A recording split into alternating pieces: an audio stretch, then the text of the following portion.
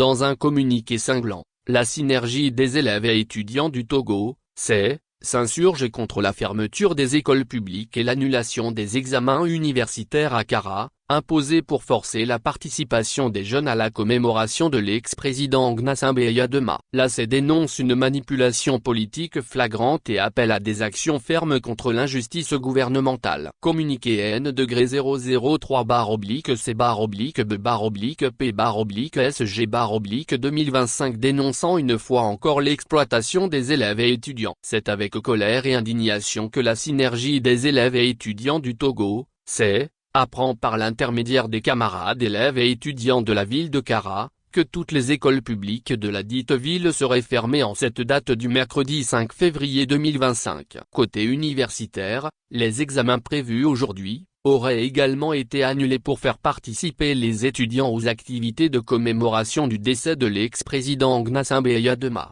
La synergie des élèves et étudiants du Togo, s'indigne une nouvelle fois face à l'irresponsabilité flagrante du gouvernement, qui choisit la propagande politique à l'avenir de toute une génération. Il est inacceptable que des écoles publiques soient fermées et des examens universitaires annulés, tout cela pour forcer les élèves et étudiants à participer à des commémorations du décès du dictateur Gnassingbé Eyadema. C'est un déni total de la mission première de l'éducation, former des citoyens libres, critiques et conscients. Nous refusons de voir nos institutions éducatives déjà en souffrance transformées en simples instruments de propagande politique. Le ministre de l'Enseignement supérieur et de la Recherche et celui des enseignements primaires et secondaires qui confondent leur poste ministériel à un organe de leur mouvance politique, se montrent insoucieux des priorités et nécessités dans la formation qualitative et compétitive des élèves et étudiants et choisissent d'exploiter une fois encore ces jeunes, en mobilisant leurs institutions pour réaffirmer leur servilité politique au président de la République. C'est une violation honteuse des droits de la jeunesse,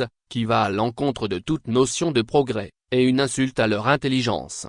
Pour rappel, des enseignants ont été licenciés de manière arbitraire pour avoir exercé leur droit légitime à la grève depuis avril 2022. Ce gouvernement, en plus d'ignorer la décision de la Cour de justice de la CEDEAO qui a condamné cette injustice, persiste dans son mépris pour la loi. Il refuse de réintégrer ces enseignants et de les dédommager, preuve encore que ce régime se comporte en mafia et se moque des principes élémentaires de l'état de droit. Le silence du chef de l'État face à ces violations répétées de la loi, laisse imaginer qu'il est lui-même le commanditaire de ces violations. Nous n'accepterons plus cette instrumentalisation de nos vies et de notre avenir. Nous dénonçons cette violence politique qui se cache sous le masque de la commémoration du décès d'un homme dont le règne est marqué par l'injustice et la répression systématique des velléités démocratiques du peuple. Le Togo n'est pas un terrain de jeu pour ceux qui ont perdu tout sens de la morale et du respect de la dignité humaine. La synergie des élèves et étudiants du Togo, prend à témoin l'opinion publique nationale et internationale de l'exploitation dont est victime les élèves togolais. Elle demande en outre à la communauté économique des États de l'Afrique de l'Ouest, CEDEAO, et rappeler à l'ordre le régime de Faure Gnassingbé, si ce dernier refuse d'appliquer les décisions de la Cour de justice de cette même institution. Enfin, l'ACE invite les parents d'élèves et d'étudiants à demander des comptes aux ministres mis en cause et à porter plainte contre ces derniers. Il est grand temps que ce gouvernement rende des comptes pour ces actes d'injustice, d'exploitation de l'innocence des jeunes. Le peuple togolais n'est pas dupe, et nous ne permettrons pas que notre avenir soit brisé par un pouvoir qui n'a jamais fait du bien-être du peuple sa priorité. Fait à Lomé, le 6 février 2025. Le président national, Bertin Bandiangou,